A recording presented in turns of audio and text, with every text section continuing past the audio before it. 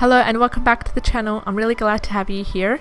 This video is a part of our meal prep series where we talk about easy and fast ideas to make meal prepping much more easier, to save time and energy as well as money. So today we're going to talk about how I use apple cores and what I use them for, how I save them.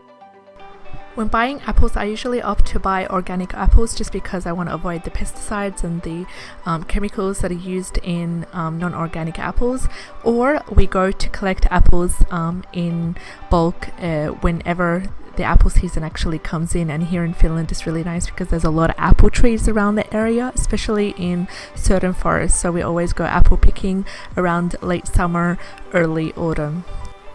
So last year I collected a lot of apples and I started just cutting up, using them in pies, stews, soups, cakes, so many different things that you can use apple for. We even juiced like a whole bunch of them and we saved the apple cores.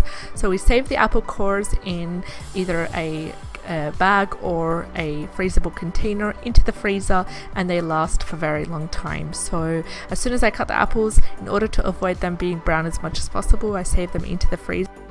One of the best ways to use apple peels is to do apple cider vinegar. So it's very easy to do. I will share in the next video how to do apple cider vinegar using the apple cores right here. Other ideas for using the apple cores is to use them in making apple juice, also putting them in smoothies. Could be another idea. Also making crock-pot apple butter, which we already have a crock-pot and a pressure cooker as well as a slow cooker. Beautiful apple butter can be made using these apple cores. You can also throw them into a shake. You can put them in the compost. You can make apple syrup with them.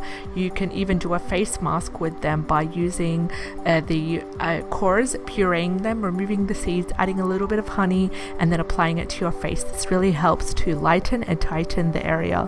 So you leave it on for 10 minutes and then you rinse them. And don't forget that they do actually smell really amazing. If you've also got birds, you can feed them to your birds.